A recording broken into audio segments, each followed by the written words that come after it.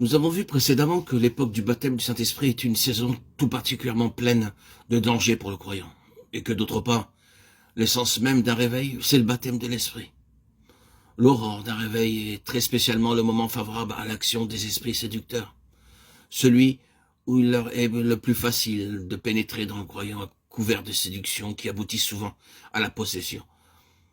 Les époques de réveil sont des temps de crise et de catastrophes possibles. De crise dans la vie des individus comme dans la vie d'une contrée, d'une église ou d'une région. Tant de crise pour l'homme irrégénéré où se décide sa destinée éternelle, selon qu'il accepte ou refuse de se tourner vers Dieu et de se donner à lui.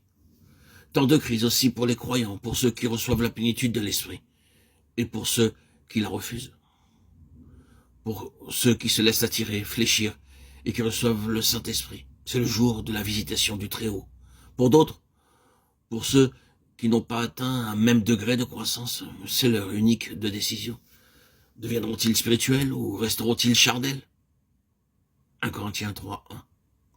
Choisiront-ils d'être toujours vaincus ou de rester stationnaires? Ou bien iront-ils de l'avant, vainqueurs? Peu nombreux sont ceux qui traversent cette période sans être plus ou moins victimes des séductions de l'ennemi.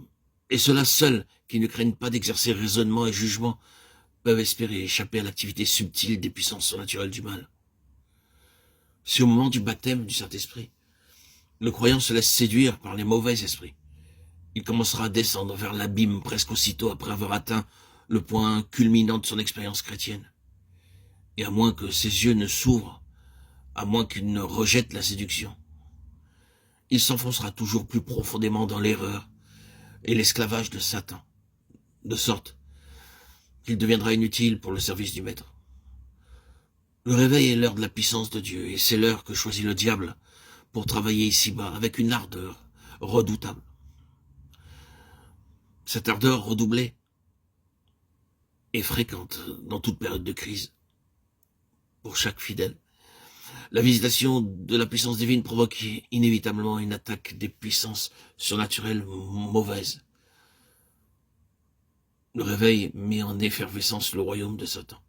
Il sonne en quelque sorte le branle-bas des légions adverses. Il est comme le signal de leur mobilisation générale. Le réveil en soi, c'est l'heure de Dieu.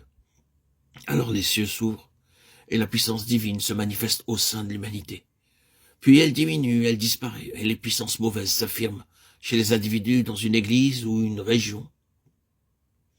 Et le monde s'étonne de voir les œuvres du diable se développer, la même où Dieu avait agi de façon si manifeste. On ignore que le diable se met à provision et faisait son œuvre dès l'aurore du réveil.